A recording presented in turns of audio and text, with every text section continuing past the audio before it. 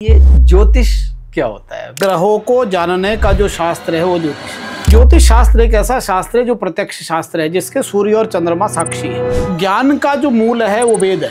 ज्योतिष विज्ञान के अतिरिक्त है या फिर विज्ञान ही ज्योतिष है? वेद अपौरुषीय है, किसी मानव का लिखा हुआ ग्रंथ नहीं है वेद।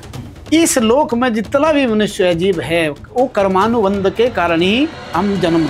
जो लग्न कुंडली बनती है उसमें सारी 12 घर होते हैं, उन 12 घर से पूरे मनुष्य जन्म का फल बताया जाता है। ये कुंडली जब इंसान पैदा होता है तभी बनती है या फिर इसको बदला भी जा सकती है? हमें भाग्य से सब कुछ मिलता है, इसमें कोई दौरा नहीं, लेकिन उसके लिए पौरुष्य करना, पुरुषार्थ करना परम आवश्यक है। 27 नक्षत्रों में से 11 नक्षत्रों में विवाह होता है। सनातन इसलिए खतरे में क्योंकि अनाचार, दुराचार, भ्रष्टाचार बढ़ रहा है। तो सनातन धर्म और हिंदू धर्म दोनों अलग अलग हैं। जब भगवान की इच्छा होती है तो वही सृजन करते हैं, वही प्रलय करते हैं। कुंडलियाँ होती हैं, हमारी जन्म पत्रियाँ होती हैं, क्या ये हिंदू धर्म में भी बनते हैं? बाकी जो संप्रदाय हैं या धर्म है इनमें भी इनका कुछ महत्व है? कुंडली केवल हिंदू के लिए नहीं है। तो नेचुरली ज्योतिष एक बड़ा धंधा भी है और खास करके दिल्ली जैसे बड़े शहरों में तो बहुत बड़ा धंधा है। नमस्ते, जय हिंद दोस्तों, आज का एपिसोड अभी तक के सभी एपिसोड से बिल्कुल अलग होने वाला है। अलग किस लिए होने वाला है? क्योंकि आज हम चर्चा जो करने वाले हैं वो चर्चा करने वाले हैं अपने कुछ ऐसे विषयों के बारे में जो हमारे जीवन से और हमारे भविष्य से बहुत ज़्यादा रिलेट करते हैं। जैसे कि हम अक्सर कोई भी कार्य करते हैं तो हम अपनी भविष्यवाणी दिखाते हैं। शादी होती है हमारे घर में, हम किसी भी नए घर में गृह प्रवेश करते हैं तो हम बड़े बड़े ज्योतिषियों से, अच्छे अच्छे आचार्य जनों से हम अपनी कुंडलियाँ दिखाते हैं, शुभ मुहूर्त निकलवाते हैं। तो आज हम इन्हीं सब विषयों पर चर्चा करेंगे और हमारे जहन में जितने भी सवाल हैं, हमारे जितने भी भ्रांतियाँ हैं, उन सबको दूर करने के लिए जो आज हमारे साथ आचार्य जी जुड़ रहे हैं, जो मेहमान के तौर पर आज शख्सियत जो चेहरा हमारे साथ जुड़ रहे हैं वो है श्री परमानंद भारद्वाज जी, ज्योतिष आचार्य। हम सीधा इनका स्वागत करते हैं। सर, बहुत बहुत स्वागत है आपका, बहुत बहुत अभिनंदन। जी नमस्कार दर्शकों, प्रिय बंधुओं, आपने बहुत अच्छी बात की। मैं प्रोफेसर परमानंद भारद्वाज हूँ और श्री लाल बहादुर शास्त्री संस्कृत विश्वविद्यालय है जी, ये डीम्ड यूनिवर्सिटी थी पहले, जो 2020 में सेंट्रल यूनिवर्सिटी बनी है, दिल्ली में स्थित है, साउथ दिल्ली में। मैं वहाँ ज्योतिष विभाग में पिछले 26 वर्षों से अध्यापन करवा रहा हूँ। क्या बात है। मैं ये जानना चाहूँगा कि ये ज्योतिष क्या होता है? मैं थोड़ा सा वहाँ से देखिए, ज्योतिष शब्द की अगर व्युत्पत्ति कहे तो व्याकरण से तो उसका अलग अर्थ निकलता है, वो खैर शास्त्रीय हो जाएगा। मैं आपको साधारण भाषा में बताऊं तो ग्रहाणाम बोधकम शास्त्रम ज्योतिषम, अर्थात ग्रहों को जानने का जो शास्त्र है वो ज्योतिष है। अप्रत्यक्षाणि शास्त्राणि विवादेश तेषु केवलम प्रत्यक्षम ज्योतिषम शास्त्रम चंद्रार्को यत्र साक्षिणौ। दुनिया में बहुत सारे शास्त्र, अगर अनेक विषय हम पढ़ते हैं, कम से कम विश्वविद्यालय अनुदान आयोग यूजीसी के तहत 500 विषय रजिस्टर्ड है जिस पर पीजी कराता है, विभिन्न यूनिवर्सिटियाँ कराती है। उन विषय को पढ़ने का मतलब सब अनुमान पर आधारित है। हम अगर विज्ञान के क्षेत्र में चले जाए तो, लेकिन ज्योतिष शास्त्र एक ऐसा शास्त्र है जो प्रत्यक्ष शास्त्र है जिसके सूर्य और चंद्रमा साक्षी है। गणित ज्योतिष में, सिद्धांत ज्योतिष में गणना करते हुए हम आज बताते हैं कि आज अमावस्या है तो चंद्रमा दिखता नहीं है, आज पूर्णिमा है तो चंद्रमा आकाश में पूरा दिखते हैं। तो चंद्रमा और सूर्य जिसके साक्षी है, ऐसा शास्त्र को ज्योतिष कहते हैं। ये ग्रहों की गणना है, ये मानव जीवन के साथ इसका सीधा संबंध है। तो इसलिए ज्योतिष शास्त्र प्रत्यक्ष शास्त्र है। और इससे भी आगे की बात कहूँ तो हमारे ज्ञान का जो मूल है वो वेद है। सारे शास्त्रों का जो मूल है वो वेद है। और वेद के 6 अंगों में ज्योतिष नेत्र कहा गया है। जैसे एक व्यक्ति संपूर्ण अंगों से अच्छा परिपुष्ट है, उसी तरह से शास्त्र भी सारे 6 अंग वेद के हैं। वेद रूपी भगवान के 6 अंग है और उस वेद रूपी भगवान के 6 अंगों में जो ज्योतिष है वो नेत्र है भगवान का। अब बिना नेत्र से जैसे व्यक्ति कुछ नहीं कर सकता, सब अंग अच्छे होते हुए भी कुछ नहीं करेगा, ऐसे ही बिना ज्योतिष से कोई शास्त्र का कोई औचित्य नहीं रह जाता। इसलिए ज्योतिष का सब शास्त्रों में बड़ा महत्व है। तो सर, ज्योतिष विज्ञान के अतिरिक्त है या फिर विज्ञान ही ज्योतिष है? देखो, विज्ञान सबसे पहले तो हम इस सनातन परंपरा में विज्ञान शब्द की व्याख्या भी बात करती है। विज्ञान केवल साइंस नहीं है ना। विज्ञान केवल लेबोरेटरी में सिद्ध करने वाली वस्तु नहीं है। विशिष्ट ज्ञान को भी उपसर्ग है ज्ञान शब्द में, अर्थात विशेष ज्ञान जहाँ है। तो वेदों में तो सारा ज्ञान विशेष है। वेदों में जो लिखा है वो मानव जीवन के क्या सारे धरती के लिए वो वेद का ज्ञान है। तो वेद के प्रत्येक मंत्र ऐसे है जो, अच्छा एक बात और बता दूं कि वेद अपौरुषीय है, अर्थात वेद किसी की कृति नहीं है, किसी मानव का लिखा हुआ ग्रंथ नहीं है। वेद का जो सारे मंत्र है वो भगवान के मुख से प्रकट हुए। आदि युग में भगवान नारायण ने वेद की शिक्षा ब्रह्मा जी को प्रदान की, जैसे कुरुक्षेत्र में द्वापरांत में भगवान ने श्री कृष्ण ने अर्जुन को गीता दी। तो गीता और गीता का जैसे संवाद भगवान कृष्ण और अर्जुन का है, ऐसा ही वेद भी भगवान ब्रह्मा और नारायण के बीच का संवाद है। तो वेद आदि है, वेद अपौरुषीय है और वेद प्राचीनतम है। और वेद का जो इतिहास है वो कोई भी ही इस पर पार नहीं पा सका कि कब लिखा गया, कहाँ लिखा गया, कैसी इसकी स्थिति है। इसलिए वेद को अपौरुषीय घोषित किया गया। तो वेद के 6 अंगों में व्याकरण है, ज्योतिष उसका मुख्य अंग है। तो ज्योतिष वेद का अंग होने के कारण विज्ञान है। ये कोई ऐसा नहीं है कि अंधविश्वास है, ये ढकोसलाबाजी है। ये ज्योतिष शास्त्र जब वेदों का अंग है तो ये प्रमाणिकता है। वेद तो देखो ना, आज अगर भरद्वाज ऋषि ने था वायुयान की जो है उड़ान जो आज हम उड़ रहे हैं, ये भी उस वेद के उस अंग का है। हम आयुर्वेद में चले जाए तो सारा का सारा मेडिकल साइंस आयुर्वेद में है। चरक संहिता, सुश्रुत संहिता इत्यादि बड़े बड़े ग्रंथ है। ऐसे ही जितना भी ज्ञान है आज वो सब वेदों में छुपा हुआ है। वेदों से उपनिषद बने, उपनिषदों से फिर वेदों के वेदांग बने, उपनिषद बने, फिर धीरे धीरे से ब्राह्मण ग्रंथ आरण्य इत्यादि बन करके और फिर उपपुराण बने, पुराण बने, फिर गीता आई। ये वेदों का सरलीकरण है, क्योंकि वेदों की भाषा को जानना सबके बस में नहीं है। हाँ। वेद को पढ़ना कठिन है, तो वेद को पढ़ना कठिन है, जानना कठिन है, अर्थ लगाना कठिन है। तो वेद को सरलीकरण करके उसके वेद के अंग बनाएंगे, वो संस्कृत सरल संस्कृत में बनाएंगे। फिर उनको और सरलीकरण किया गया पुराणों के माध्यम से, कथा के माध्यम से, स्मृतियों के माध्यम से, धर्मशास्त्र के माध्यम से उनको आम जनता तक पहुंचाने का प्रयास किया। और एक बात और, जैसे जैसे युग परिवर्तन होता रहा, अगर सतयुग की बात करें तो उस वक्त सब वेद की भाषा समझते थे, वेद पढ़ते थे, वेद जानते थे, घर घर में वेद होता था।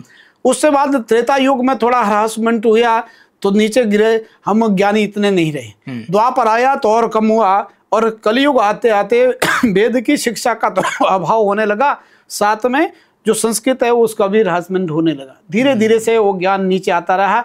अब व्यक्ति पढ़ने में कितना कैसे, आज 20-30 साल पीछे चला जाऊं, जब हमारे गुरुजन पढ़ते थे तो उनका पढ़ने का तरीका अलग हुआ करता था, उनकी भाषा और उनका शैली अलग हुआ करती थी। हमारी पीढ़ी में वो थोड़ा और गिरावट आया, आने वाली पीढ़ी में वो और नीचे आ गया। अब वो इस तरह के विद्वान मिलते नहीं। तो सर, जैसे अभी आपने बोला, वेदों की बात करी, आपने वेदों को बताया कि किस तरह से वेद लिखे नहीं गए हैं, वेद हमें भगवान ने दिए हैं। तो अगर हम देखें तो जो हम ज्योतिष की बात करते हैं तो इसमें जो हमारे कर्म होते हैं अक्सर, तो क्या ये भी ज्योतिष के ऊपर आधारित होते हैं, निर्भर होते हैं, या जो हमें फल मिलते हैं अक्सर कह दिया जाता है कि कर्मों के हिसाब से मिलते हैं, या ये भी हमारे पहले के पहले तय होते हैं, निर्धारित होते हैं कि ये आपको भोगना ही भोगना पड़ेगा? बहुत अच्छा प्रश्न है। कर्मवाद का जो सिद्धांत है वो तो गजब का है। मैं आपको बताऊं कि गीता में कहा, अधश्चोर्ध्वा प्रसृता सस्य शाखा गुण प्रभेदा विषय प्रवालः अधश्च मूलानि अनुसंततानि कर्मानुबंधिनी मनुष्य लोके। सर, इसका मतलब भी बता दीजिए। ये जो सार मैं बता दूं, हाँ। ये जो सारा संसार में मनुष्य है, इस लोक में जितना भी मनुष्य है, जीव है, वो कर्मानुबंध के कारण ही हम जन्म लेते। कर्मों का फल भोगने के लिए कहा, अवश्यमेव भोक्तव्यम कृतम कर्मा शुभाशुभम नाख्यते भुंगते कर्मा जन्म कोटि शतेरपि। कर्मों का फल हमेशा हमें भोगना पड़ता है। अवश्यमेव भोक्तव्यम कृतम कर्म शुभाशुभम, जो हमारे द्वारा कर्म शुभ और अशुभ किए जाते हैं उसका फल अवश्य भोगना पड़ता है। ना खीयते भुंगते कर्म, ना कभी नष्ट होते कर्म। कर्मों का फल हमें भोगना पड़ता है। 100 जन्म भी हमें क्यों ना 100 करोड़ जन्म लेने पड़ेंगे, तब भी कर्मों का फल लेना है, हमें भोगना ही पड़ेगा। कर्म कैसा होता है आपका? अरिनित जी, मैं आपको बताऊं, अरिनित जी, अब अगर देखा जाए तो कर्म कैसे भोगना पड़ता है व्यक्ति को, ठीक ऐसा जैसे एक जेलर है, वो जेल में स्वतंत्र है, वो कभी भी अंदर बाहर आ सकता है, लेकिन कैदी परतंत्र है।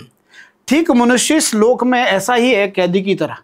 इस लोक में आने का कारण उसका निश्चित है, क्यों आया, कि कब आएगा, और जो परमात्मा है वो स्वेच्छा से आते।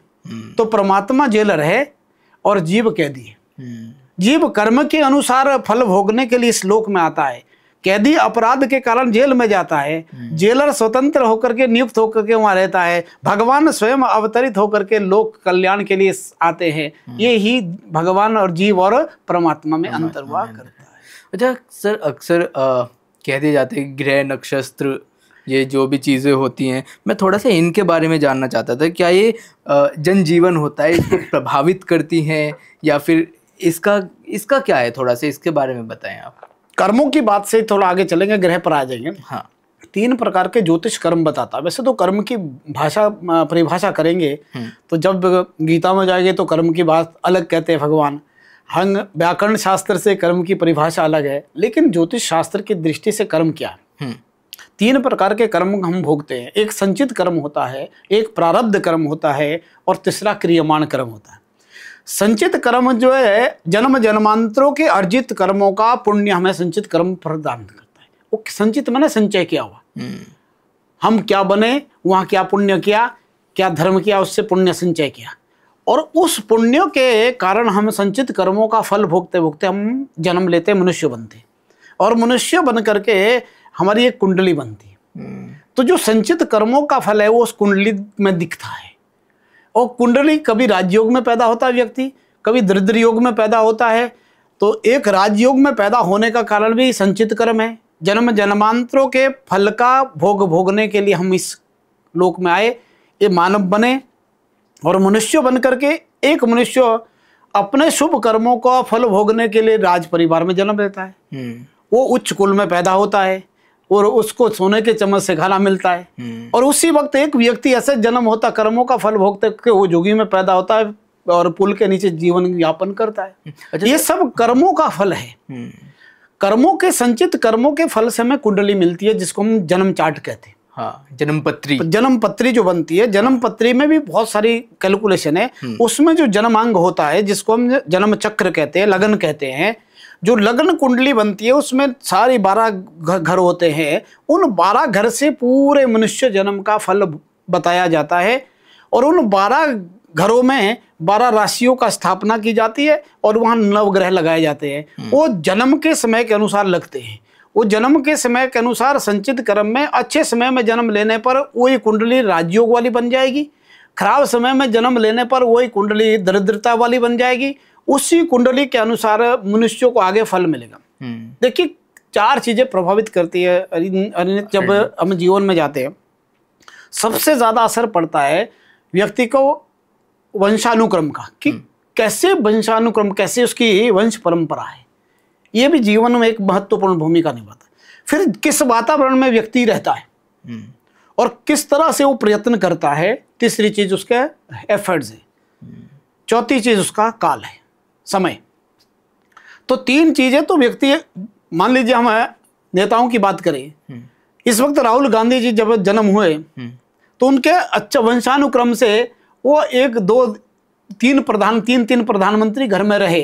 ऐसे कुल में जन्म लेकर के आए, तो वंशानुक्रम तो बहुत अच्छा था। बिल्कुल। उनको वातावरण भी ऐसा मिला कि जन्म से लेकर के वो राजनीति जीवन घर में, मतलब भोजन में, जल में, रग रग में राजनीति थी। हाँ।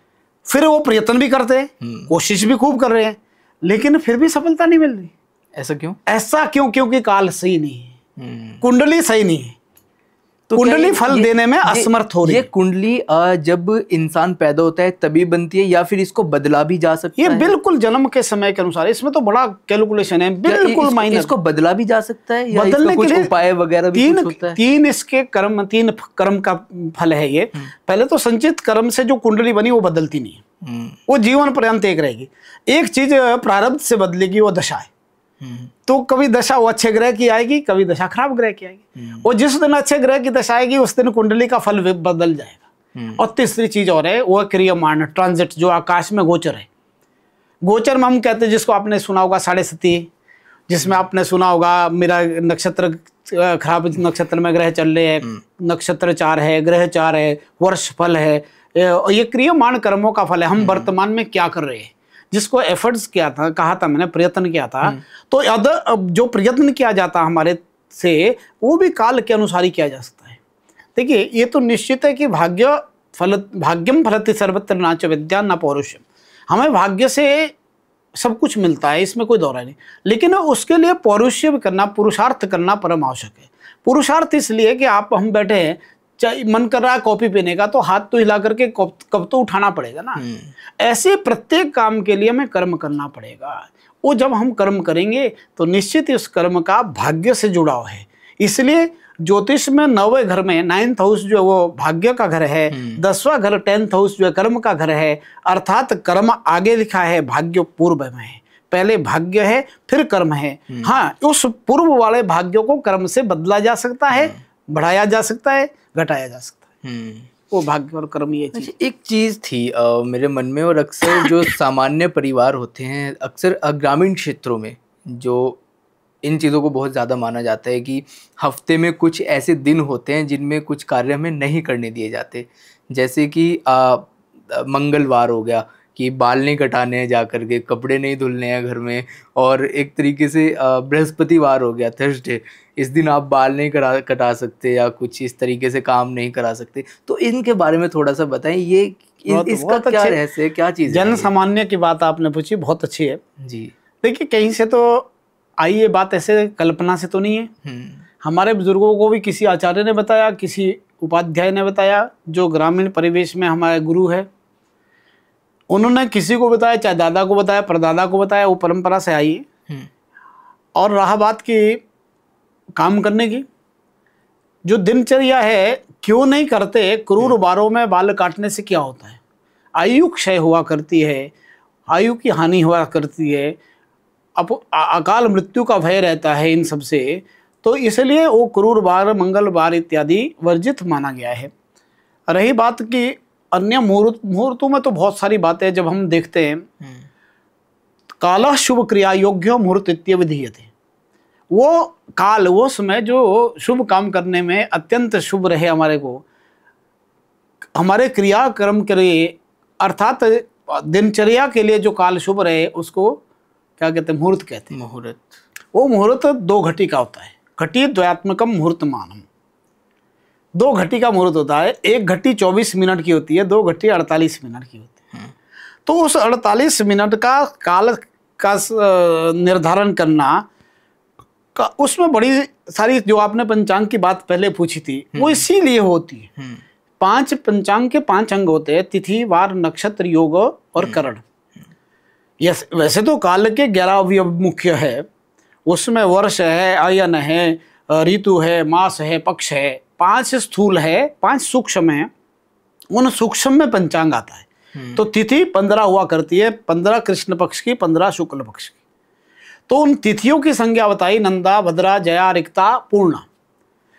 तो रिक्ता जो तिथि है, चतुर्थी, नवमी और चतुर्दशी, वो रिक्ता तिथि होती है। उसमें कोई काम नहीं करना चाहिए, वो रिक्त रहेगा। रिक्त मैंने खाली।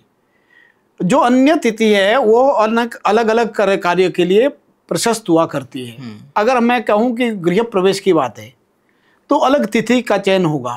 अगर यात्रा का विचार करना तो तिथियों का चयन अलग होगा। विवाह की बात है तो तिथियों का चयन अलग होगा। मुंडन संस्कार की बात है तो तिथि, नक्षत्र और योग इत्यादि का चयन अलग से होगा। 27 नक्षत्रों में से अलग अलग नक्षत्र, उनकी चर, स्थिर, ध्रुव, मृदु इत्यादि संज्ञा है। उन नक्षत्रों का चयन करने के अनुसार ही कहाँ मृदु नक्षत्र चाहिए। 27 नक्षत्रों में से 11 नक्षत्रों में विवाह होता है जी। और 11 नक्षत्र जो लिए गए वो स्थिर संज्ञक है, ध्रुव संज्ञक है, मृदु संज्ञक है, क्योंकि विवाह स्थिर रहे। ये मैं चाहूंगा कि थोड़ा सा ना सरल भाषा में समझाएं कि ताकि सभी को समझ में आ जाए। ठीक है, मैं कोशिश करता हूँ।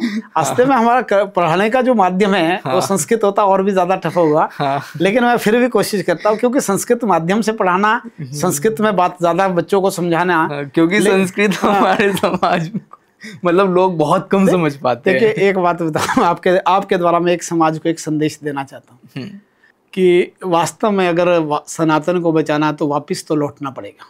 जो हमने छोड़ा वो हमने बहुत बड़ा अपराध किया।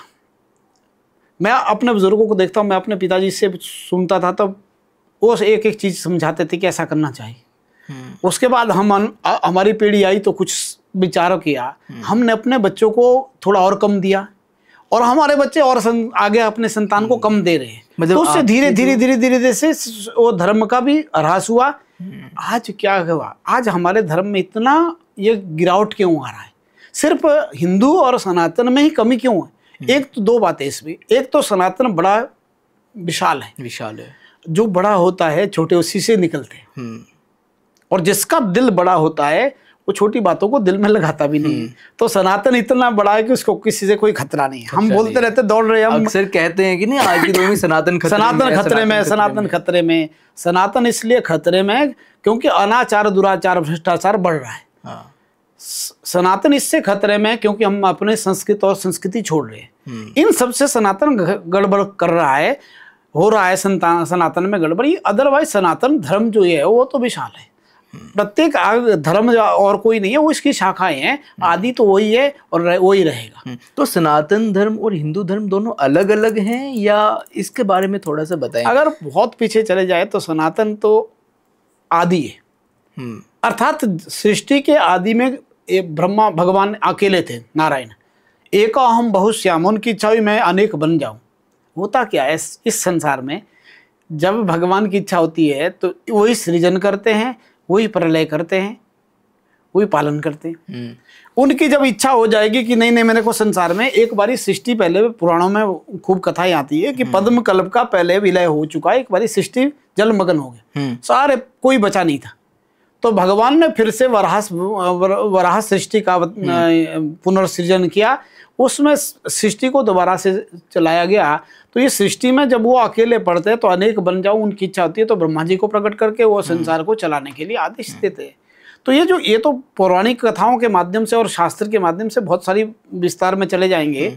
लेकिन सनातन, मैं आपको बताऊं कि अगर सनातन धर्म की बात करें तो भगवान ही सनातन है। अगर हम वैष्णव संप्रदाय में कहते हैं, इन संप्रदाय हमारे हिंदुओं में विशेष है, एक वैष्णव है, एक शैव है और एक शाक्त है। तो जो विष्णु को मानने वाले हैं, सात्विक प्रधान है, जो सत्व प्रधान है, वो वैष्णव हुआ करते हैं, और कुछ शिव को मानने वाले शैव हुआ करते हैं, और शक्ति को उपासना करने वाले शाक्त हुआ करते हैं। ये तीन ही मुख्य है सनातन की, तीन ब्रांच है। बाकी इसके अलावा और बाद में बनाए। और हम चाहे आर्य समाज की बात करें, चाहे हमारे सिख भाइयों की बात करें, चाहे हम जैन बौद्ध की बात करें, ये उसके बाद की बात है। पहले आदि में तीन ही है, शैव, वैष्णव और शाक्त। ये सनातन के आदि। चीज जानना चाहता था, जैसे ये जो कुंडलियां होती हैं, है ना, और हमारी जन्म पत्रियां होती हैं, क्या ये हिंदू धर्म में बनते हैं या बाकी जो संप्रदाय हैं या धर्म है इनमें भी इनका कुछ महत्व है? देखिए, शास्त्र तो किसी धर्म विशेष के लिए नहीं है। हाँ, अब बनाना और ना बनाना अलग अलग बात होती है। अगर मेरे से पूछो तो पिछले 32 वर्षों से मैं दिल्ली में ज्योतिष पढ़ा रहा हूँ। तो मेरे पास तो हर प्रकार के आदमी आए। अगर मैं बताऊँ कि पूरे भारतवर्ष से, चाहे सिख है, चाहे मुस्लिम भाई है, चाहे हिंदू है, चाहे क्रिश्चियन है, मेरे पास हर प्रकार का व्यक्ति कुंडली दिखाने आया है। तो मैं तो ये मानता हूँ कि ज्योतिष सबके लिए, कुंडली केवल हिंदू के लिए नहीं है। हिंदुओं के लिए कुंडली कहीं शास्त्र बताता ना कि अगर हाँ इस संप्रदाय के लिए है, इस धर्म विशेष के लिए है, तो हम मानते। ये तो सार्वभौम है, ये तो सबके लिए शास्त्र है। शास्त्र मर्यादित। देखो, मेडिकल साइंस हम बोले कि इलाज यहाँ तो वही हिंदुओं का ही होगा, दूसरों का तो नहीं होगा, तो ये तो गलत है। हाँ, उसमें उपाय पक्ष में जब जाते हैं तो उपाय पक्ष अपने स्वधर्म अनुसार ही करना चाहिए। अगर हिंदू के माध्यम से हिंदू को उपाय करना है तो उसको ग्रह शांति के लिए जो उपचार बताए गए, मंत्र इत्यादि के, वो करे। सिख को करना तो गुरुवाणी के तहत करे, मुस्लिम को करना तो कुरान में दिए गए उन बातों के अनुसार वो अपना उपाय करे, ग्रह शांति का उपाय करना चाहिए। अच्छा, अक्सर ये कहा जाता है कि ये जो हमारी कुंडली में हमारे मतलब थोड़ा सा उठा पटक जब जीवन में चलती है और हम किसी पंडित के पास, किसी ज्योतिषी के पास, किसी शास्त्री के पास जब जाते हैं तो वो कह देते हैं कि तुम्हारे इस वक्त जीवन में मंगल दोष चल रहा है ना, कुछ काल दोष चल रहा है, कुछ इस तरीके से बता देते हैं। तो ये इसके बारे में थोड़ा सा बताएं, ये होता है या फिर ये डराने के लिए होता है? अक्सर लोग कह देते हैं कि ये तो अपनी दुकान चलाने के लिए बोल रहे हैं। बहुत अच्छा प्रश्न आपका है। देखिए, हर प्रकार के आदमी हर क्षेत्र में है। ज्योतिष के क्षेत्र में भी नकली बहुत है। हाँ। जो बिना अध्ययन से करते हैं, साल 6 महीने का कोर्स किया, बैठ के दुकान खोली। मेरे उन भाइयों से निवेदन है वो पढ़े, और इसके लिए हमारा श्री लाल बहादुर शास्त्री संस्कृत विश्वविद्यालय आम आदमियों को भी ज्योतिष पढ़ाता है। शनि इतवार को हम ऐसी कक्षाएं पढ़ाते हैं कि कुछ ज्योतिषी बने। होता क्या, ये कहाँ से व्यापार बनता है? जब गलत आदमी घुस जाता है किसी भी धंधे में। मेडिकल साइंस में जब गलत आदमी घुसेगा तो बदनाम मेडिकल साइंस होगा। जब ज्योतिष शास्त्र में नकली आदमी घुसेगा तो उसको भी बदनाम करेगा। रही बात ये कि क्या ये दोष होते हैं? ये दोष, कुछ दोष होते हैं, कुछ गुण होते हैं, योग होते हैं। कुंडली ज्योतिष में, प्राचीन ग्रंथों में, ज्योतिष कोई ऐसा ग्रंथ नहीं है ना। देखो, मैंने आपको बताया पहले कि वेद का अंग है नंबर 1। तो वेद को लिखने, इस ज्योतिष को लिखने वाले 18 ऋषि हुए। सूर्य पितामह इत्यादि से शुरू हुआ। फिर जब ये ईसा के बाद की ये द्वापर एक कलयुग आया, तब भी बहुत सारे ब्राह्मण इत्यादि, भास्कराचार्य इत्यादि बड़े बड़े ज्योतिषी हुए जिन्होंने ग्रंथ लिखे। तो हम उन ऋषियों के, हम ये नहीं मानते कि भाई मैंने ये योग देखा है तो ये योग घटेगा आपकी कुंडली में। ये शास्त्र प्रमाण के साथ हम बताते हैं। शास्त्रों में जो 875 योगों की चर्चा की है, उन योगों में जो योग है उसकी बातें ही करनी चाहिए। कुछ योग आजकल ऐसे समाज में लाए जाते हैं, हम जब उनसे पूछते हैं कि इसका प्रमाण क्या है, ये तो मेरा अनुभव है। अनुभव और प्रमाण दोनों अलग अलग है। एक मेडिकल साइंस वाला डॉक्टर कहेगा कि मैंने इतने मरीजों को देख लिया। हाँ। मैं ज्योतिष की मैं कहूँ कि मैंने तो हजारों कुंडलियां देखी हुई है, अब तो मुझे शास्त्र का प्रमाण की जरूरत नहीं, मैं ही प्रमाण हो गया। तो ये गलत है। मैं कितना बड़ा क्यों ना हो जाऊं, मैं 30-32 वर्ष से ज्योतिष कर रहा हूं और उससे पहले भी मैंने ज्योतिष पे अध्ययन किया, लेकिन अगर ये बोलूं कि मैं तो सर्वस्व हूं, सर्वज्ञ हो गया हूं, तो ये गलत है। हम ज्योतिष के भी जिज्ञासु है। अभी हम ज्योतिष के ABCD जानते हैं। ज्योतिष को पार करना कठिन है, ये बहुत विशाल है। अहंकार पूर्वक नहीं कहना चाहिए कि मैं बहुत जानता हूं। इस सबसे बड़ा ये है कि इसका मतलब अभी आप जानते नहीं। तो मंगल दोष कब देखते हैं, और काल सर्प दोष दूसरा आपने चाहे इस पर चर्चा करनी चाहिए। तो काल सर्प क्या होता है? हाँ। तो बंधुओं, जो तो मंगल दोष है, ये तो केवल मात्र विभाग मिलान के लिए हम देखते हैं। बाकी मंगल कोई अशुभ ग्रह नहीं होता। हाँ, किसी लगन के लिए अशुभ होता है, किसी के लिए शुभ होता है। अगर मैं बात करूं मेष लगन की तो मंगल अत्यंत शुभ है। बात करूं तुला लगन के लिए तो मंगल बहुत खराब है। बात करूं कन्या लगन के लिए तो मंगल अत्यंत अशुभ है। मिथुन लगन के लिए मंगल अत्यंत अशुभ है। मंगल दोष कब हुआ करता है? जब आपस में लड़का लड़की की कुंडली का मिलान करते हैं, तो उसमें मंगल दोष प्रथम लगन से प्रथम में, चतुर्थ में, सप्तम में, अष्टम में और द्वादश में, 1st, 4th, 7th, 8th और 12th हाउसेस, ये कुंडली के 12 घरों में से इन 5 घरों में अगर मंगल है लड़के का तो मांगलिक है। तो इसका परिहार क्या है? इन 5 घरों में से लड़की की कुंडली में भी मंगल होना चाहिए, तो मंगल दोष को काटता है। अगर इन 5 में से कुछ में हो और कुछ में ना हो, होगा तो एक ही जगह, कुछ भी नहीं हो सकता हो। इन 5 में, क्योंकि मंगल तो अकेला है ना, वो बहुत सारा तो नहीं है, एक ही ग्रह है। वो 5 में से एक घर में लगेगा, 1st में, 4th में, 7th में, 8th में या 12th में लड़केगा। इन 5 में से एक में, मान लीजिए 4th हाउस में। और लड़की का जब हमने हॉरोस्कोप देखा तो लड़की का भी इन्हीं 5 में से एक में अगर मंगल है तो उस लड़के के मंगल दोष को काट लेगा। ठीक। अब लड़की का 4th हाउस में था, लड़के का 12th हाउस में हो गया, दोनों का मंगल कट गया, मांगलिक मिलान हो गया। मंगल को देखने के तरीके 4 हैं। लगन कुंडली से, चंद्र कुंडली से, सप्तमेश से और शुक्र से, इन 4 जगह से मंगल देखा जाता है।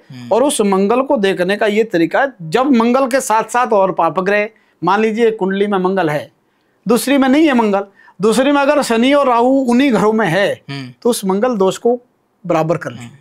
पाप ग्रह भी उस क्या दोष को ये दोष तब काम नहीं करते कि जैसे कुछ खुद से ही लड़का लड़की एक दूसरे को चुन लेते हैं, क्या ये तब भी मतलब काम करते, अपना असर दिखाते हैं? नहीं दिखाते। दिख रहा है, समाज में दिख रहा है। मैं आपको देखो कि इसका प्रमाण तो समाज है ना। आज से 20 वर्ष पीछे चले जाओ और 30 वर्ष पीछे चले जाओ तो डाइवोर्स की स्थिति क्या थी, और ये वैवाहिक संबंधों के अपराध की सीमा कितनी थी। कभी कभी कहीं घटना घटती थी। आज तो हर तीसरे दिन हम सुनते हैं न्यूज़पेपर में, आज उसने उस कन्या का जला करके मार दिया, परिवार लिप्त था, दहेज का कारण था। ये सब बिगड़ क्यों रहा है? क्योंकि कारण ये कि अपने स्वेच्छा, हमने भोग को ऊपर रखा। हम सिर्फ भौतिकवाद के लिए विवाह करते। अब एक और चर्चा, क्योंकि योग की बात करें, मैं इसके बाद उस पर आऊंगा। तो मंगल दोष अगर होगा तो दोनों का संतान में, दोनों का क्रोध में, क्योंकि मंगल रक्त है, क्योंकि विवाह के बाद रक्त का संबंध है, संतान होती है तब जब रक्त का संबंध हो, क्योंकि आत्मा जायते पुत्र, आत्मा अपना आत्मज ही इसलिए बेटे को कहा। संतान जब पैदा होगी तो वो रक्त का ही, बीज का ही फल है, तो उसमें संबंध होने पर वो मंगल हावी हो जाएगा। मंगल के साथ साथ शुक्र को भी देखा जाता है विवाह में, जो समाज में बहुत प्रसिद्ध नहीं है। मंगल दोष तो बड़ा परिप्रसिद्ध है क्योंकि डर है, क्रूर है। शुक्र का और ज्यादा हानिकारक है। अगर शुक्र कुंडली में अच्छा नहीं है, शुक्र त्रिशलाय में बैठ गया, 3, 6, 11 में बैठ गया, 6, 8, 12 में बैठ गया, तो शुक्र अत्यंत खराब हुआ करता है। उस गृहस्थ को बहुत सारा धन ऐश्वर्य होगा लेकिन खुश नहीं रहेगी लड़की।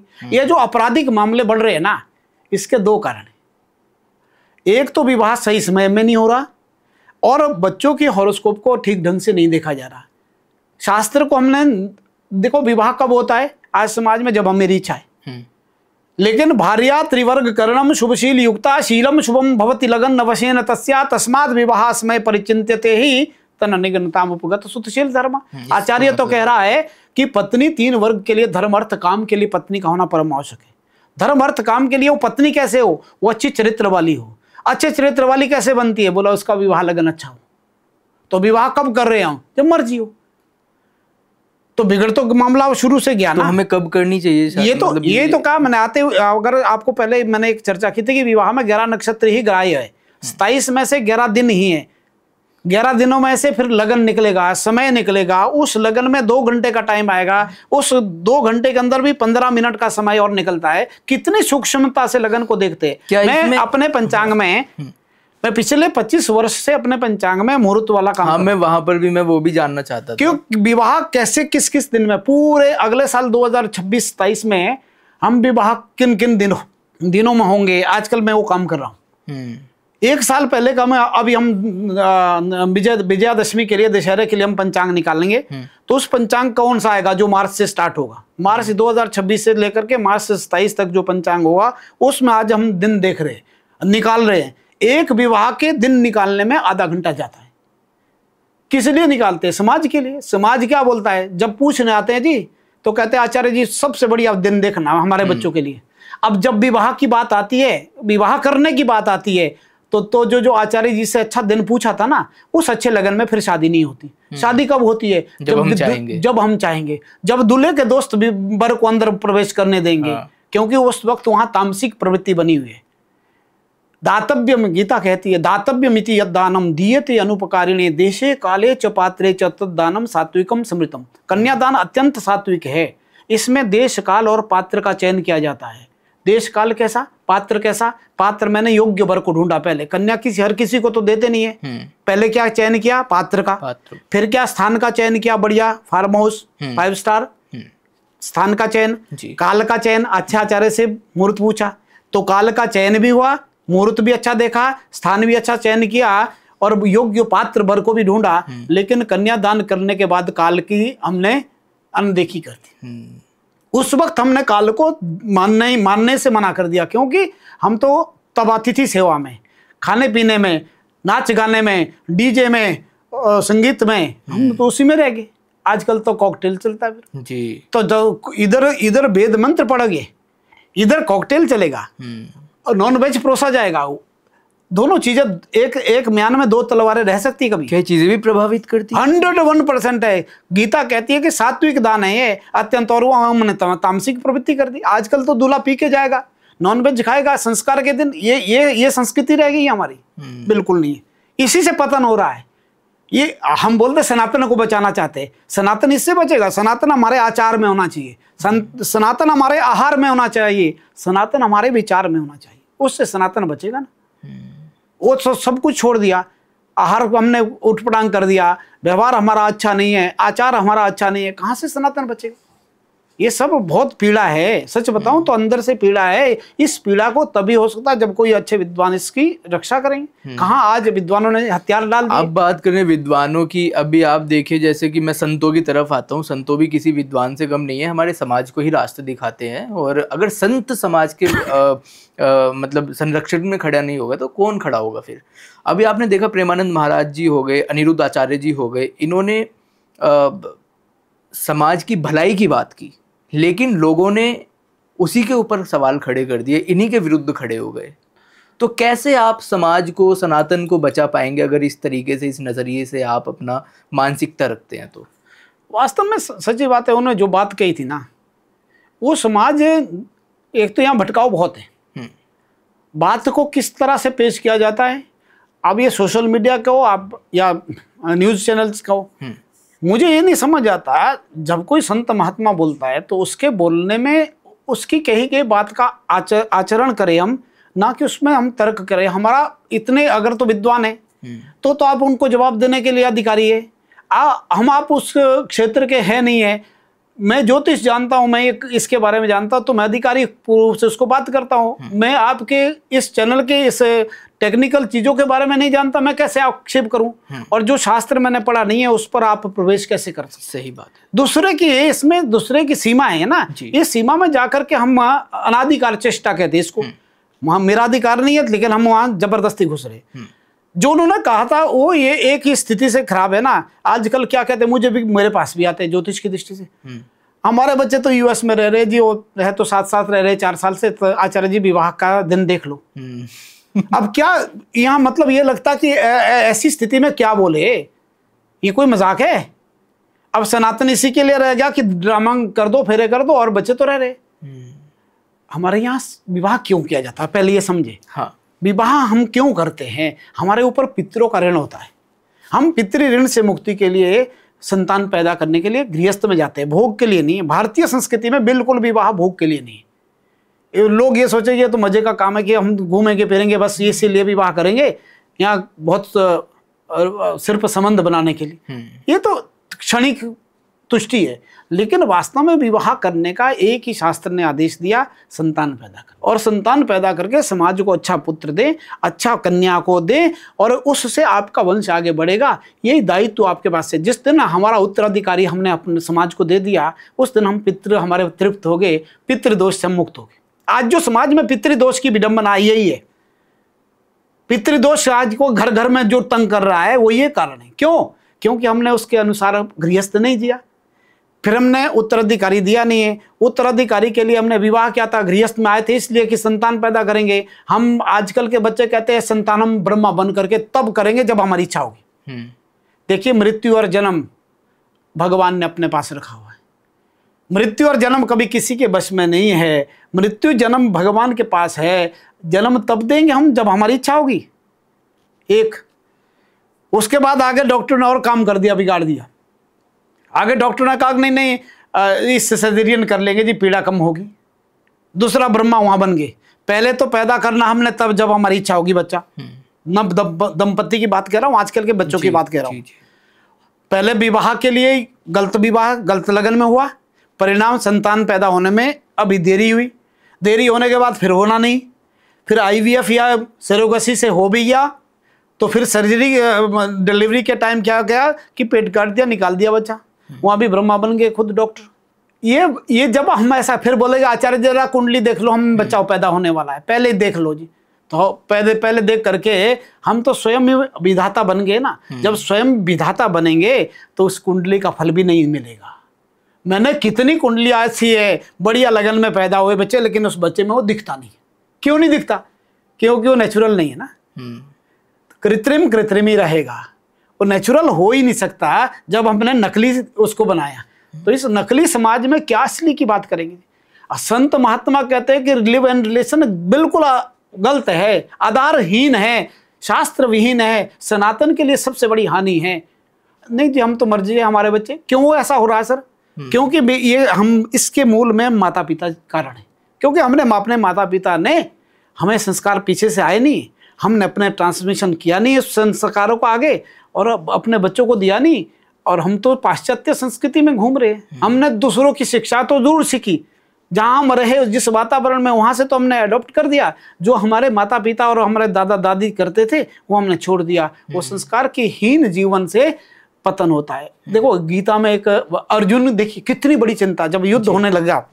अर्जुन ने कहा सेनयोर उभयोर मध्य रथम स्थाप्य में अच्युत, हे कृष्ण मेरे रथ को ले जाओ दोनों सेना के बीच में। भगवान ने कहा क्या करना है? बोले मैंने देखना कौन है जरा सामने, मेरे विरुद्ध युद्ध लड़ने के लिए कौन सामने? देखा पितामह भीष्म इत्यादि है और द्रोण, गुरु द्रोण है, बड़े बड़े महारथी है। तो अर्जुन की स्थिति होगी खराब, गांडीव हाथ से निकल गया, मुख सूखने लगा और कहने लगा अब मैं नहीं युद्ध करूंगा, अपने छोटे से राज्य के लिए मार दूंगा। मारने के बाद चिंता, देखो वो चिंता आज होनी चाहिए जिसके लिए महाराज प्रेमानंद जी और अनिरुद्ध आचार्य की जो बात थी, उन्होंने कहा स्त्रियां दूषित हो जाएगी। भगवान हे कृष्ण, अगर हम युद्ध में चले गए तो अनेक योद्धा मारे जाएंगे, योद्धा मारे जाएंगे तो जो उनकी स्त्रियां होगी वो उनको कोई भी उनका उपभोग करेगा तो वर्ण संकर पैदा होंगे, वर्ण संकर पैदा होंगे तो समाज की हानि हो। ये गीता में प्रथम अध्याय में लिखा। तो अर्जुन की चिंता ये इसीलिए महात्मा अनिरुद्धाचार्य या प्रेमानंद जी महाराज जी ने जो कहा था ना, वो यही चिंता है कि आने वाली हमारी जो है संस्कृति, हमारे जो आने वाले संतान है वो अच्छी हो रहे। ये सनातन तब बचेगा जब आगे अच्छी संतान आएगी। अच्छी संतान कैसे आएगी? जब रिलेशन में रह करके, बिना संस्कार से कोई अच्छी संतान आएगी? अच्छा सर, जैसा आपने बोला कि सही समय पर संतान को करना चाहिए, ईश्वर ही तय करते हैं, तो क्या संतान का भी मतलब एक तरीके से शादी के बाद या विवाह के बाद एक बार पूछ लेना चाहिए विद्वानों से कि शास्त्र तो ये क्या सही समय रहता है या क्या कुछ चीजें रहती हैं? शास्त्र तो इसी को कहता है। असल में जब विवाह का दिन देखा जाता था, विवाह के दिन के बाद ये राजा महाराजाओं का ज्योतिष होता था। पहले आम जनता तो कहाँ पहुँचती थी, ये तो ज्योतिष को सरल ऐसा कर दिया गया कि व्यापार वालों ने नीचे ला दिया। ये शास्त्र बड़ा गोपनीय शास्त्र था, गंभीर शास्त्र था। तो राजा महाराजा जब विवाह करवाते थे अपने बच्चों का, या बड़े संपन्न व्यक्ति कराते थे, तो वह विवाह के बाद चतुर्थी कर्म होता है। 4 दिन का विवाह होता है। चौथे दिन तीसरी रात को जब वधु प्रवेश हुआ, चतुर्थी रात में कंगन इत्यादि खुलते हैं, जल यात्रा इत्यादि होती है, और एक हवन होने के बाद चतुर्थी कर्म प्रक्रिया पूरी हुई तो आचार्य उसी वक्त गर्भाधान के लिए स्त्री के रजस्वला होने के बाद की तिथि देता था। तो मासिक धर्म के बाद किस किस तिथियों में गर्भ संभावना हुआ जा सकती है, ये ज्योतिष स्पष्ट बताता। जो मेडिकल साइंस कहता है सारी कैलकुलेशन यहाँ से। आपको अगर अचंभित करने वाली बात लगेगी, जो मेडिकल साइंस वाले भी सुनेंगे, गर्भाधान से जिस नक्षत्र में गर्भाधान हुआ उसी दिन हम डिलीवरी की डेट हम भी दे सकते हैं। आज जो मेडिकल साइंस है हमारे से ही देते हैं। कैसे देते हैं जी, मैं आपको बताऊं। 27 नक्षत्र है वो पूरा भ्रमण करता है। जिस नक्षत्र में गर्भाधान हुआ उस नक्षत्र से पूरा चक्कर 27 दिन में हुआ। वो सेकंड थर्ड इस तरह से रोटेशन में घूमते घूमते जब वो 10 चक्कर पूरा कर देगा तो 10 चक्कर 27 × 10 270, तो 270 दिन का वो प्रमाण यहाँ से है। डॉक्टर अपने बचने के लिए 265 से 275 दिन का ड्यूरेशन बता। तो मतलब साइंस यहाँ से निकली है। तो कहाँ से आई, कहाँ से डेट देती है? उस सर्कल से देती है, किस दिन आपका रजस्वला हुई थी वो कन्या, और उससे गिनती करती है। वो सर्कल नक्षत्र की है। तो आपने सीधा सीधा डॉक्टरों को टारगेट कर दिया कि डॉक्टर 100% है जी। कहाँ से कैलकुलेशन आती है? वो 9 महीने पूरे गिनते, 9 × 3 30 270। मैंने वो 9 को 27 नक्षत्रों में भ्रमण किया। एक नक्षत्र चंद्रमा प्रतिदिन एक नक्षत्र में घूमता हुआ 27वें दिन वापस रोटेशन में वहीं पहुंचता है, और 10 चक्र जब पूरे हो जाएंगे उसके तो डिलीवरी हो जाएगी। सर मैं ये गर्भाधान करने का यहाँ मुहूर्त दिया जाता था। उस गर्भाधान से फिर गर्भाधान की कुंडली बनाता था आचार्य, और उसके वो बताता था कि जन्म इस वक्त होगा, तो उसी दिन उसका प्रसव होता था। इतना मेडिकल साइंस थी। फिर 3 संस्कार गर्भ में होते। पहला संस्कार गर्भ में गर्भाधान हुआ, दूसरा तीसरे महीने पुंसवन संस्कार है। कन्या चाहते हैं कि पुरुष पुत्र चाहते हैं, तो वो भी वो अंदर कन्या के चाहने वाले के लिए उन नक्षत्रों में उन दिनों में वो आगे संस्कार किया जाता है। तीसरे महीने उसको कहते हैं पुंसवन संस्कार, और 7वें महीने फिर सीमंत संस्कार किया जाता है। कर्मकांड की दृष्टि से बड़े उपयोगी है। 3 संस्कार गर्भ में होते हैं और 12 संस्कार विवाह तक बाद में। तो सर जैसे अभी हम एक तरीके से एक नई वो चीज़ चली है कि अल्ट्रासाउंड लोग करा लेते हैं, है ना, तो टाइम से पहले ही अल्ट्रासाउंड करा लेते हैं जानने के लिए कि लड़का है या लड़की है, इस तरीके से देखने के लिए या जानने के लिए। तो क्या जो हमारे शास्त्र होते हैं, ये जो आप चीज़ें बता रहे हैं, उससे भी चीज़ें पता चल जाती हैं या क्या चीज़ें हैं? देखिए, ज्योतिष तो बिल्कुल इच्छा को पूरी करने वाला शास्त्र है। हाँ, वो कन्या चाहने वाले को कन्या का जन्म हो सकता है अगर शास्त्रीय विधि से जाने, पुत्र चाहने वाले को पुत्र जन्म हो सकता है। तो ऐसी स्थिति में मेरा कहने का मतलब है, जैसे जितनी आवश्यकता पुत्र की है उससे 10 गुना ज्यादा आवश्यकता कन्या की है। और कन्या वंश के लिए वो 3 वंश की सुरक्षा कन्या के कंधों पर होती है। एक अपना पितृकुल जहाँ जन्म हुआ, एक अपना मातुल कुल, और एक अपना पति का कुल। 3 कुल की एक साथ जिम्मेवारी उस कन्या पर है। तो कन्या की जिम्मेदारी ज्यादा है, कन्या का होना और ज्यादा आवश्यक है। पुत्र तो ऐसा है, देखो हमारे यहाँ एक भाषा में कहते हैं कि पुत्र तो गेहूं है, कन्या धान है। गेहूं तो जहां जन्म हुआ, जहां पैदा हुआ, वहीं बड़ा हुआ, वहीं फल दिया, वहीं कट गया, वहीं उसका जीवन समाप्त। धान एक जगह पैदा हुआ, दूसरी जगह फलने गया, तब उसने संसार में और उसका आनंद ही अलग है, वो तो भोग ही अलग है। तो इस तरह से कन्या का मानव जीवन। लेकिन हाँ, शास्त्रीय विधान है, 12 पुरुष और स्त्री है। 3 बार रविवार, मंगलवार और गुरुवार पुरुष ग्रह, शुक्र, शनि, बुध और चंद्रमा, ये 4 स्त्री ग्रह। तो 12 पुरुष और स्त्री है, तो क्यों नहीं लगेगा पता जी? राशियां पुरुष स्त्री है। 12 राशियों में ऑड संख्या वाली राशि 1, 3, 5, 7, 9, 11 ये पुरुष राशियां है। 2, 4, 6, 8, 10, 12 ये स्त्री राशि। मतलब आप ये कहना चाहते हैं कि अगर हम इन 3 या 4 दिनों में से कोई, मतलब अगर हम कन्या चाहते हैं तो इन 4 दिनों में संबंध कुछ उस तरीके से। देखिए, पहले उसके लिए तो नियम ये बताया, गर्भाधान बृहद जातक, ब्राह्मण का जातक, बृहद जातक, बहुत सारे ग्रंथों में खूब चर्चा मिलती है इसकी, निषेक विधि के भी। अगर इसमें हम और गहराई में जाए तो वहां कहा कि प्रथम 4 रात्रियां तो ऋतुकाल की वर्जित है। 5वीं रात्रि से लेकर के 16 रात्रि के मध्य में ही गर्भाधान हो सकता है, वहां ही संभावना है, मेडिकल भी वो कहता है। ज्योतिष में भी ये कहा कि 5वीं रात्रि से लेकर के 16वीं रात्रि के बीच में ही गर्भ संभव है। और हमारे यहाँ तो कहा है, हर बारी रजस्वला होगी, महीने में एक बारी स्त्री, और हर रजस्वला होने के बाद हर रजस्वला का जो रज होगा वही संतान पैदा करने के लिए ठीक होगा? नहीं, वो कहता है उसमें मंगल और चंद्रमा का विशेष योग देखा जाता है। जब वो मंगल और चंद्रमा दोनों अनुकूल हो गए तो उसी महीने का जो रजस्वला के बाद का 16 रात्रि है और 4-5 रात्रि से लेकर 16 रात्रि तक उसी में गर्भ संभव है, वो गर्भाधान उसी में हो सकता है। ये बहुत गंभीर और विषय है। रही काल सर्प योग की बात, काल सर्प योग शास्त्र में तो नहीं है। कुछ तथाकथित ज्योतिषियों ने अपनी मर्जी से सर्प और काल को अलग अलग करके समाज को थोड़ा भयभीत करने के लिए रख दिया मार्केट में, और उसके जो लक्षण बताते हैं वो प्रमाणिक शास्त्रों में इसकी चर्चा नहीं मिलती। हिंदी की पुस्तकें समाज में खूब चल रही है जो काल सर्प पर बनी हुई है, तो इसलिए हमारा मन तो नहीं करता कि हम काल सर्प किसी को बताएं, क्योंकि प्रमाणिक ग्रंथ में नहीं पढ़ा। 32 साल तो सीधा सीधा ज्योतिष पढ़ते और पढ़ाते हो गए, तो मैंने तो जो प्राचीन ऋषियों के ग्रंथ है उसमें तो नहीं पढ़ा। तो मैं हिंदी की पुस्तक को आधार मान करके कभी किसी को बताता नहीं हूँ, मेरी दृष्टि में तो ये नहीं है। हाँ, रही बात अगर कोई और उपाय करना, काल सर्प के उपाय के नाम में आप रुद्राभिषेक कराते हैं, उज्जैन में क्यों कराओ? रुद्राभिषेक तो किसी भी शिवालय में करा दो। शांति के लिए भगवान शंकर का अभिषेक करना वो तो अच्छा है, यही उपाय उसमें बताते हैं, और क्या उसका विशेष है काल सर्प की शांति। तो इस तरह से इस कुछ योग भयभीत करने वाले तथाकथित, मैंने कहा कि समाज में नकली हर क्षेत्र में है। तो नेचुरली ज्योतिष एक बड़ा धंधा भी है, और खास करके दिल्ली जैसे बड़े शहरों में तो बहुत बड़ा धंधा है।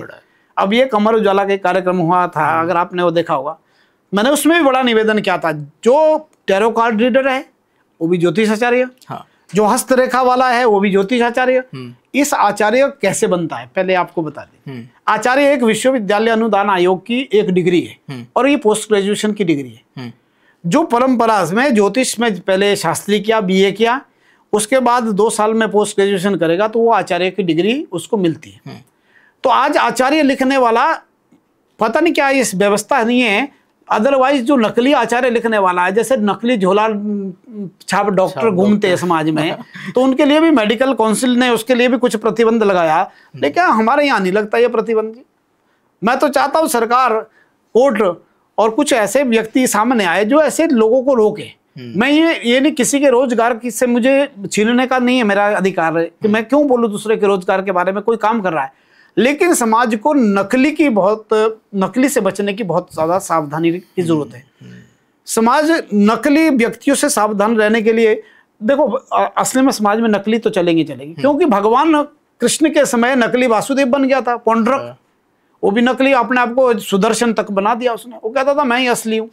तो नकली रहेंगे, लेकिन नकली के कहने का मतलब यह कि ज्योतिष थोड़ा पढ़ ले तब बताए, समाज को गलत दिशा में ना भटकाए। और जिसने आचार्य नहीं किए वो आचार्य लिखने से ही काम नहीं बनेगा, आचार्य को पहले करना पड़ेगा, बनना पड़ेगा। हमारे पास विद्यार्थी 5 साल लगाता है, पढ़ता है, तब उसको आचार्य की डिग्री देते हैं, और साल 6 महीने में आप कहीं से पढ़ करके आचार्य की डिग्री लगा दोगे तो वो गलत है।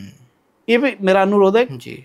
और बाकी सर समाज को कुछ और अन्य संदेश आप देना चाहते हो, पहुंचाना चाहते हो?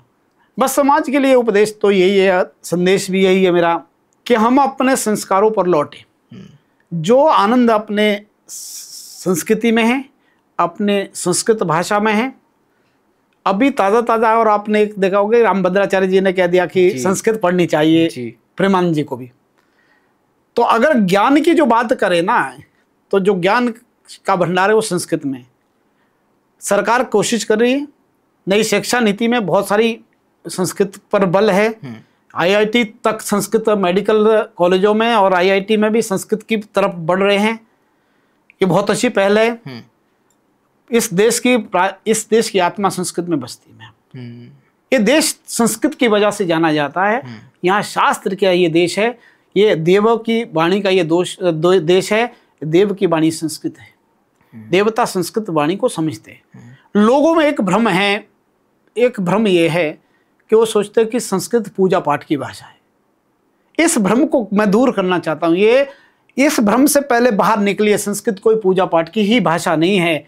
संस्कृत तो जीवन में, आज मेडिकल साइंस कहता है, जो संस्कृत के श्लोक पढ़ता है उसका हार्ट अच्छा रहता है, उसकी जीवन अच्छा रहता है, उसका चरित्र अच्छा रहता है। वो क्या होगा, वो आतंकवादी नहीं होगा, वो अपराधी नहीं होगा।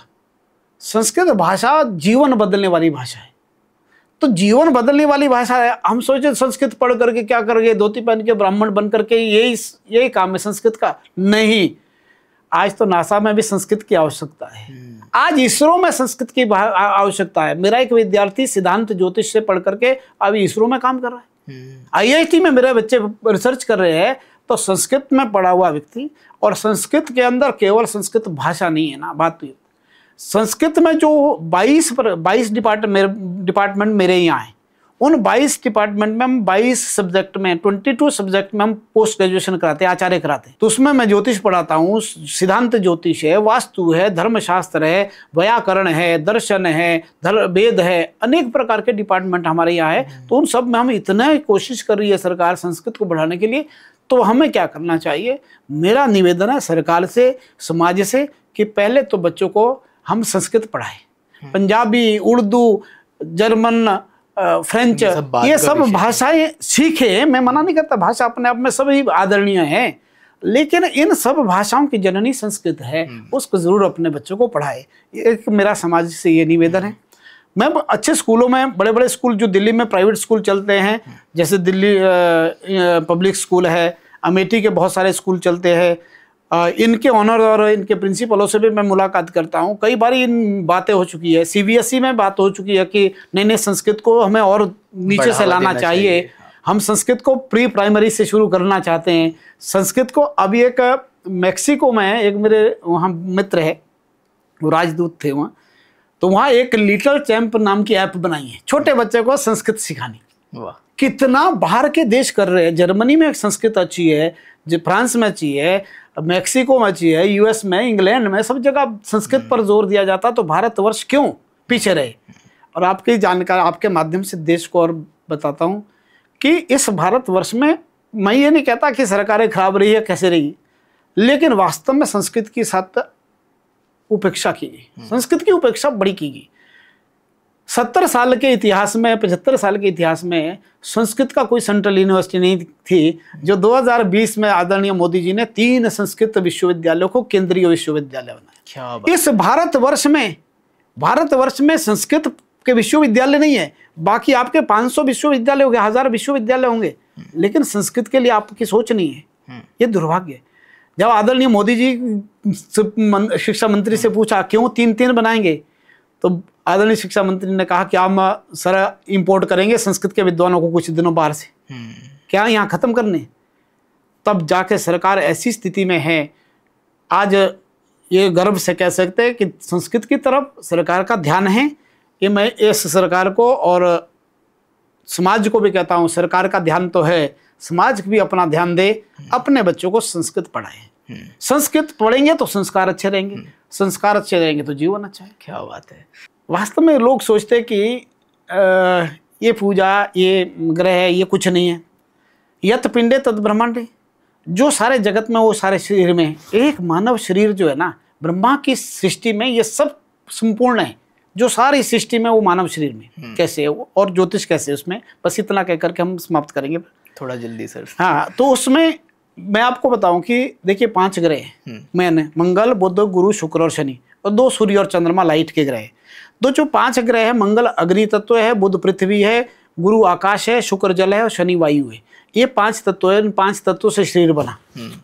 तो ग्रह हमारे शरीर में है, ग्रह कहीं बाहर नहीं है, कुंडली में नहीं है, ग्रह शरीर में है। सूर्य पिता है, चंद्रमा माँ है, मंगल भाई है, बुध मामा है, गुरु पुत्र है, शुक्र पत्नी है, शनि नौकर है। ग्रह हमारे परिवार में है। परिवार, जो ग्रह खराब है उस परिवार के सदस्य के साथ रिलेशन अच्छा कर दीजिए, ग्रह अच्छा हो जाएगा। ये तो एक ग्रह और ज्योतिष का संबंध। और 5 महाभूतों में पृथ्वी, जलवायु, तेज, आकाश, ये तो जानते हैं। और हिंदू संस्कृति में भगवान शब्द का अर्थ भौ मैंने भूमि, गौ मैंने गगन, वो मैंने वायु, आ मैंने अग्नि, नौ मैंने नीर। ये भगवान शब्द के 5 अक्षर, उसमें एक स्वर है, 4 व्यंजन है। तो भौ भूमि का द्योतक है, गौ गगन का द्योतक है, वो वायु है, आ अग्नि है और नौ नीर है। इनसे भगवान शब्द की व्युत्पत्ति ही इन 5 तत्वों से हुई। ये तत्व शरीर में है तो भगवान हमारे शरीर में भी है। भगवान अंदर भी है शरीर में, भगवान बाहर भी है। आत्म तत्व के रूप में, आत्मा के रूप में भगवान अंदर है और बाहर 5 महाभूतों के रूप में भगवान है। तो यत पिंडे तद ब्रह्मांडे के अनुसार सृष्टि में कण कण में भगवान है। ईश्वर भजन करने के लिए ये जीवन मिला, ये मनुष्य शरीर मिला, इससे भजन करें, अच्छी संस्कृति और सुसंस्कृत होकर के हम जीवन को जिए, अच्छे संस्कार बच्चों को हम डालें। बस यही, इन्हीं शब्दों के साथ मैं आज के कार्यक्रम को पूर्ण करता हूँ, विराम देता हूँ। नमस्ते, धन्यवाद। सर वैसे तो देखिए बहुत सारी चीज़ें अभी भी मेरे जहन में थी आपसे बात करने की, लेकिन जितना आपने बोला मैं शून्य था। वाकई आपको सुनते हुए बहुत सारी चीज़ें अभी भी मन में हैं, और ईश्वर ने चाहा तो जल्द ही हम उन चीज़ों के ऊपर भी चर्चा करेंगे। और वाकई बहुत सारी चीज़ें अब आज आपने बताई, जितने भी मन में भ्रांतियाँ थीं, मेरे ही नहीं बाकी लोगों के मन में भी। क्योंकि अक्सर लोग मुझे बता देते हैं कि इन चीज़ों पर मतलब किसी विद्वान को बुलाओ और बात करो, इसके बारे में हमें जानना चाहिए, इसके बारे में हमें सुनना है, जानना है। तो आज आपने बहुत सारी चीज़ों के बारे में बताया और लोगों तक जितने भी लोगों के मन में वो सवाल थे उनको, उनके विषय में आपने बताया, और आपने अपना बहुमूल्य वक्त में से थोड़ा सा वक्त निकाल कर हमें दिया, उसके लिए आपका बहुत बहुत शुक्रिया, बहुत बहुत धन्यवाद। और अगर आपने चर्चा यहाँ तक देखी है तो बाकी लोगों तक भी इस चर्चा को पहुँचाएँ, और अगर अभी तक चैनल सब्सक्राइब नहीं किया है तो प्लीज़ चैनल सब्सक्राइब कर लीजिए। बहुत बहुत धन्यवाद, बहुत बहुत शुक्रिया, बहुत बहुत आभार। नमस्कार, धन्यवाद।